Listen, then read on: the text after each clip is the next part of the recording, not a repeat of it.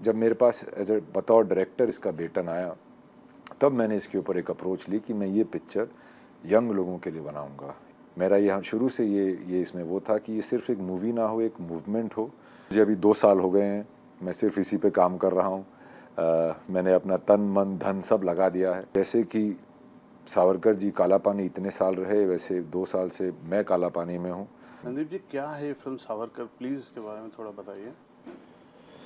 क्या है फिल्म? ये उनकी जीवनी पे आधारित है और 1897 से 1950 तक की कहानी है, जिसके अंदर मैंने जो भी उनके ऊपर मिस इन्फॉर्म्ड लालछना जो लोग लगाते हैं, जो उन्होंने अंग्रेज़ों से माफ़ी मांगी थी, मुस्लिम हेटरेड थी, या गांधी हत्या का जो उन पे एक्यूजेशन लगा था, मैंने सब चीज़ों को एक बहुत निडर तरीके से हैंडल किया है और वो फिल्म में डाला है।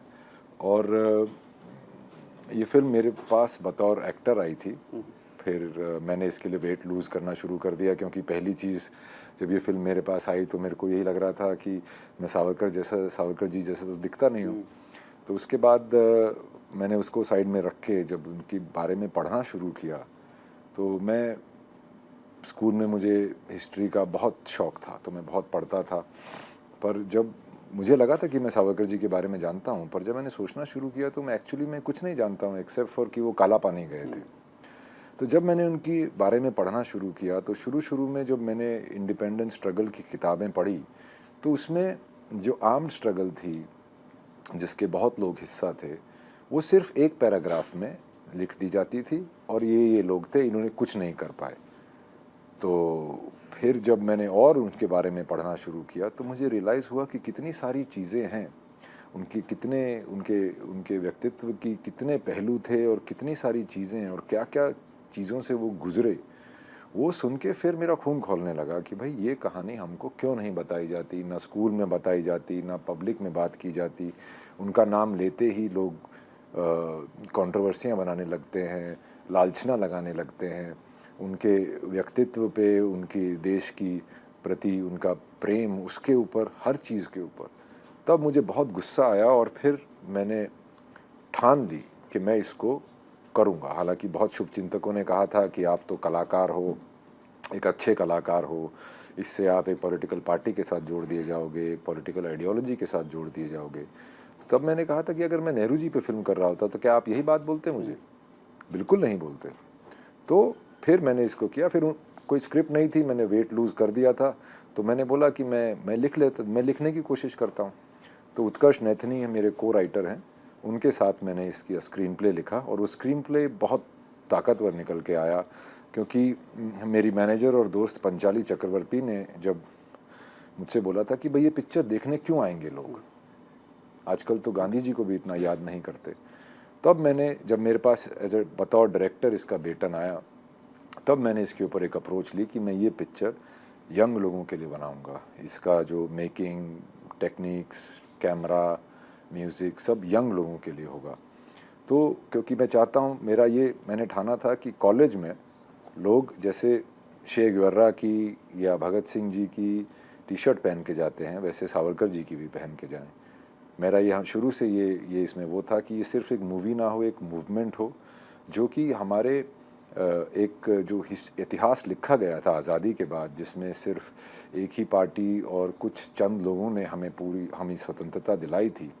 उसके अलावा भी बहुत सारे लोग थे जिन्होंने बहुत बलिदान किया, उनमें से एक सावरकर जी भी हैं। उनकी कहानियाँ लोगों तक पहुँचें, उनकी तरफ लोगों का इंटरेस्ट बने, रुचि बने और लोग उसके बारे में अध्ययन करें। मैं तो कहता हूँ नेशनल आर्काइव्स में जाके आप देखिए किसने क्या क्या किया था, वो सब डॉक्यूमेंटेड है। तो यहाँ से मेरी कहानी शुरू हुई और फिर मुझे अभी 2 साल हो गए हैं, मैं सिर्फ इसी पे काम कर रहा हूँ। मैंने अपना तन मन धन सब लगा दिया है और मैं बहुत शुक्रगुज़ार हूँ ऊपर वाले का कि आज ये फ़िल्म की हम रिलीज़ पे ये बातें कर रहे हैं। एक समय था जब ऐसा लगता था कि ये कभी ख़त्म नहीं होगी, पर जैसे कि सावरकर जी काला पानी इतने साल रहे, वैसे 2 साल से मैं काला पानी में हूँ और सावरकर जी का सच और मेरी मूवी और मेरी जान एक ही बारी में आज़ाद हो जाएगी। इस प्रोजेक्ट से, इस स्टोरी से, इस सागा से। मेरा सवाल ये थोड़ा लंबा होगा। आपने जैसे कहा कि नेहरू जी पे फिल्म बनी है, इंदिरा जी पे फिल्म बनी है।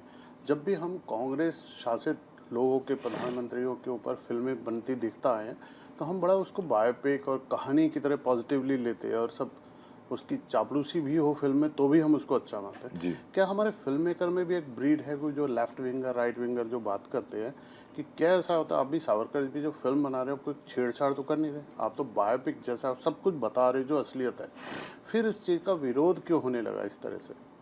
ये देखिए 3 मिनट के ट्रेलर में ही इतना विरोध होने लगा है, तो फिल्म देख के तो लोगों बहुत ज़्यादा विरोध होने वाला है, क्योंकि मैंने सच्चाई बताई है। मैंने कोई साइड नहीं ली है, जो सच्चाई है वो बताई है। बिल्कुल मेरे मेन जो पात्र हैं वो सावरकर जी हैं। तो ये शुरू से जब मैंने पिक्चर करनी, जैसे मैंने पहले बोला कि जब करनी शुरू की तभी से लोगों ने मुझे बोलना शुरू किया। सरदार पटेल जी पे 2 पिक्चरें बनी है, राजा रवि वर्मा पे मैंने खुद बायोपिक की है, मंगल पांडे बनी है, मैंने चार्ल्स सुबराज का रोल किया है, सरबजीत का रोल किया है, तो काफ़ी बायोपिक्स तो मैंने ही की हैं। फिर उनका नाम आते इतना विरोध क्यों? ये बात मैं भी सोचता हूँ, क्योंकि उनको for political reasons I feel उनको मलाइन किया गया कि उनकी कहानी बाहर निकल के ना आए। जैसे उनको माफ़ी वीर बोलते हैं, वो माफ़ी वीर नहीं थे। अगर वो माफ़ी वीर होते तो उन्हें 27 साल बंदी बना के नहीं रखा जाता, अंग्रेज उन्हें छोड़ देते।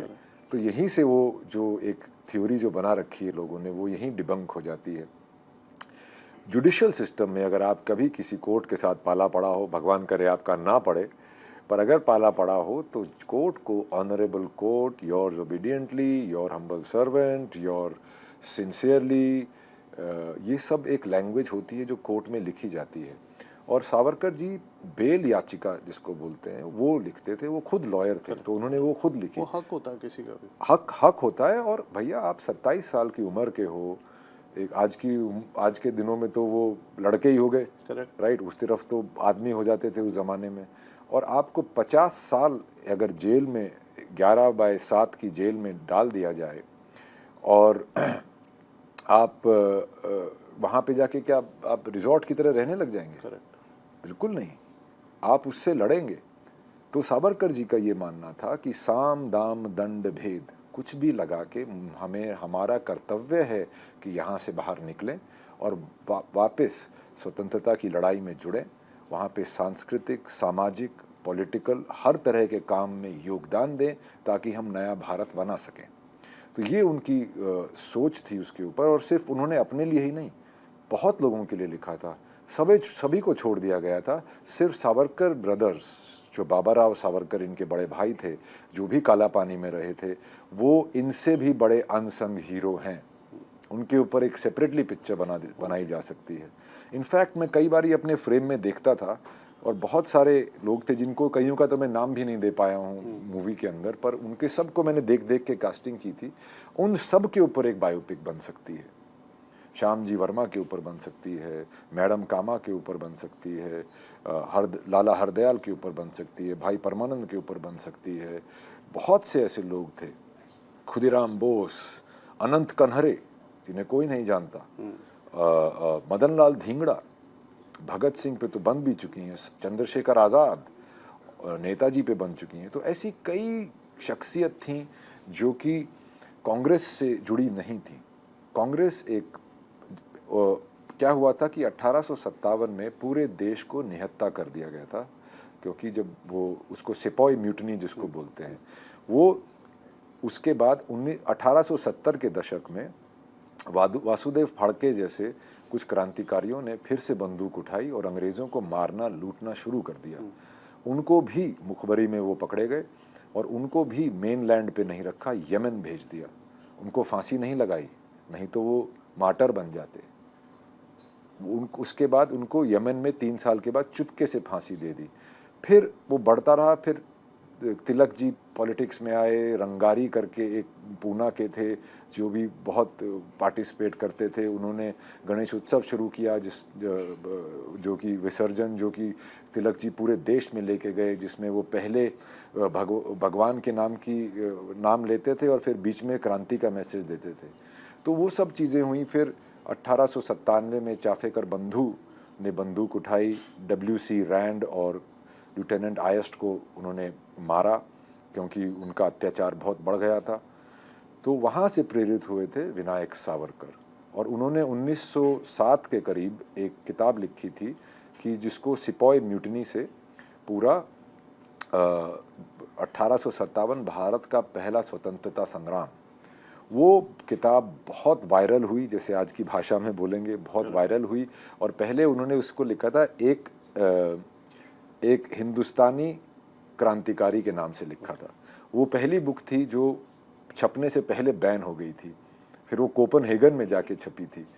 उन्होंने गुरमुखी सीखी और हिस्ट्री ऑफ सिक्स लिखी। वो हमेशा अपने पास कृपान रखते थे।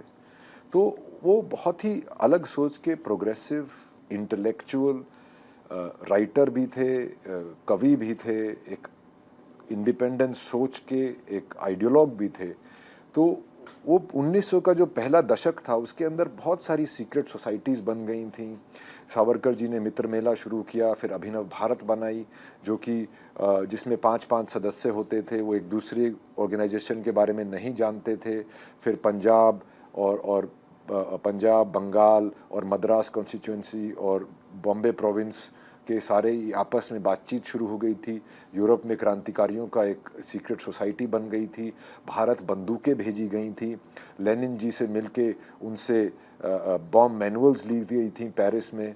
फिर चिट्ठियां लिखी गई थी फौजियों को और रजवाड़ों को कि हमारे साथ जुड़िए, बगावत के लिए तैयार रहिए। तो एक पूरा मुहिम बन गया था, एक पूरा जुट बन गया था। और पर उनका साथ कांग्रेस ने नहीं दिया, क्योंकि इंडियन नेशनल कांग्रेस बोलनी चाहिए, जो कि आज वाली जो कांग्रेस है वो सेम नहीं है। इंडियन नेशनल कांग्रेस एक लिएजॉन बॉडी थी जो कि 1885 में बनाई थी। A.O. ह्यूम नाम के एक आदमी थे। वो एक लिएजॉन बॉडी थी which between the British educated Indians and the imperialist British. तो उसका यही था कि जो वसुदेव फड़के जैसे जो वायलेंस की तरफ जा रहे थे उनको रोक के बातचीत से हल निकाला जाए। तो जब मदन लाल धिंगड़ा ने लॉर्ड कर्जन वाइली को मारा, जो कि सीक्रेट सर्विस के लंदन के हेड थे, जो कि पहली राजनीतिक हत्या थी ब्रिटिश सॉइल पे, उसके बाद किसी ने उनकी सपोर्ट नहीं की। गांधी जी ने उन्हें कायर बोला हिंसा अपनाने के लिए। तो ये सब चीज़ें हुई। फिर सावरकर जी को काला पानी भेज दिया गया, और उसके बाद काला पानी में जो उनके साथ हुआ, वहीं पे जाके उनको पठान वार्डर्स ने बहुत दुखी किया। वो एक रोटी पे एक कोल्हू की मेहनत से माफ़ करने के लिए लोगों को आयत पढ़ा के उनको वो ला इलाहा इल्लल्लाह मतलब उनको करके उनको रोटी दे देते थे और धर्म चेंज कर देते थे। ये सावरकर जी ने देखा वहाँ पे। यहाँ से सावरकर जी की थोड़ी सी मेंटालिटी चेंज होने लगी हिंदू मुस्लिम को लेके। और उसके बाद जब 1920 में कैलिफेट मूवमेंट हुआ, जो कि ऑटोमान एम्पायर के कैलिफ को टर्की में उनकी पावर कम कर दी थी जब वो फर्स्ट वर्ल्ड वॉर में ब्रिटिश से हार गए थे, तो कहीं के भी मुस्लिम कंट्रीज़ ने उसका विरोध नहीं किया। राय बरेली के दो थे, अली ब्रदर्स थे, जिन्होंने कैलिफेट मूवमेंट शुरू की। और गांधी जी क्योंकि मुस्लिम लीडर्स काफ़ी मुस्लिम लीडर्स कांग्रेस ज्वाइन नहीं कर रहे थे, क्योंकि कांग्रेस को डेमोक्रेसी चाहिए थी और वो अल्पसंख्यक थे, तो वो सोच रहे थे कि डेमोक्रेसी हमें नहीं चाहिए। अंग्रेज़ जब गए थे तो सल्तनत थी, जब जाएंगे तो सल्तनत होगी। तो ऐसे लोग भी थे, तो उनको कांग्रेस में मिलाने के लिए गांधी जी खिलाफत मूवमेंट के प्रेसिडेंट बन गए। वहाँ से एक सिलसिला देश मेरे ख्याल से वहीं बट गया था, और सावरकर जी उस वक्त काला पानी में थे। वहाँ से एक मूवमेंट शुरू हुई जहाँ पे धर्म के नाम पे अलग इलेक्टोरेट देने लगे, परसेंटेज से ज़्यादा गवर्नमेंट प्रोविजनल गवर्नमेंट में सीट देने लगे। ये सब चीज़ें जब होने लगीं तब सावरकर जी ने बहुत वो हुआ, और एक पैन इस्लामिक इन्वेजन का डर हो रहा था उस वक्त, नॉर्थ वेस्ट फ्रंटियर प्रोविंस में, और सावरकर जी ने जेल में पठान बॉर्डर्स को कैसे वो लोगों को हैंडल करते थे देखा था। तो उन्होंने ये कहा, इनको ये लगा कि अंग्रेज़ी फ़ौज में ज़्यादातर नॉर्थ वेस्ट फ्रंटियर में मुस्लिम सिपाही हैं, तो अगर जिहाद के नाम पे हमला होगा तो वो धर्म के नाम पे लड़ेंगे या देश के नाम पे। इसीलिए उन्होंने हिंदुत्व का आइडियोलॉजी को जन्म दिया, जो कि बहुत ही यूनिफाइंग पॉलिटिकल आइडियोलॉजी थी। उनका ये था कि सिंधु नदी से सागर तक इस विशाल भारत देश में जो भी रहता है वो हिंदू है, चाहे वो किसी भी धर्म, जात या समाज का क्यों ना हो। तो ये बात बहुत आगे की बात हो गई थी, क्योंकि उस वक्त देश की आइडेंटिटी नहीं थी, देश अलग अलग राज्यों में, रजवाड़ों में बटा हुआ था। तो ये लोगों को बहुत समय लगा समझने में, और फिर उन्होंने इसको डिस्क्राइब करने की कोशिश की कि बोलते ठीक है, अगर आपको हिंदुत्व समझ में नहीं आ रहा है तो मैं आपको पहले ये बताता हूँ कि हिंदू कौन है। तो उनकी जियोपॉलिटिकल डेफिनेशन के हिसाब से उन्होंने ये कहा कि जो इस भारत देश को, इस ज्योग्राफी को अपनी पूर्वजों की ज़मीन माने, पितृभू या मातृभू माने, अपने त्योहारों को, खान पान को, वेशभूषा को अपना माने, वो हिंदू है, चाहे वो किसी भी धर्म या जात या समुदाय का क्यों ना हो। पर चूंकि अभी आप आज के प्रिज्म में अगर देखोगे तो वो प्रिज्म फिर गलत है। हिस्ट्री को उस टाइम के सर्कमस्टांसेस से देखना चाहिए। उस टाइम के जो पैन इस्लामिक इन्वेजन की जो एक थ्रेट बन गया था, उसको मद्देनज़र रखते हुए उन्होंने उसमें एक लास्ट क्लॉज ऐड किया, जिससे सब लोगों को बहुत तकलीफ होती है। वो है कि ये उनकी पुण्य भूमि भी होगी। पुण्य भूमि का मतलब सिर्फ फेथ नहीं होता, आपकी कर्म भूमि भी होती है। तो उनकी कर्म भूमि होगी। उनका बस ये कहना था कि देश धर्म से ऊपर होना चाहिए। ये उन्होंने यूनिफाइंग एक वो बनाई थी, ये देखते हुए कि खिलाफत के बाद देश बंटने लग गया था। तो उन्होंने उसको यूनिफाई करने के लिए ये बनाया था कि अगर पता कैसे चलेगा। तो बोलता है आप हिंदुस्तान के किसी भी प्रांत में शेक्सपियर की किताब ले जाओ और रविंद्रनाथ टैगोर की किताब ले जाओ, हर प्रांत में लोग कहेंगे कि रविंद्रनाथ टैगोर की किताब हमारी है। क्यों? ये उन्होंने एग्जाम्पल दिया था। और उन्होंने कहा था कि अगर यहाँ पे आपकी आस्था है, यहाँ के मस्जिद में या दरगाह में आपकी आस्था है, तो आप भी हिंदू हैं।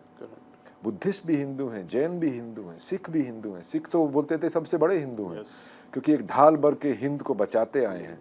तो उनकी ये थी, उनकी ये हिंदुत्व की उन्होंने फिलॉसफी दी उस वक़्त जब वो मेनलैंड में वापस आ गए थे काला पानी से। और फिर उन्हें और 13-14 साल उनको हाउस अरेस्ट, डिस्ट्रिक्ट अरेस्ट में रखा गया रत्नागिरी में। तो जब लोग बोलते हैं कि भाई ये ब्रिटिश टूज थे, इन्होंने माफ़ी मांगी, उनके लिए काम कर रहे थे, तो भाई मेरा एक सिंपल सवाल है, तो 27 साल उनको कैप्टिविटी में क्यों रखा?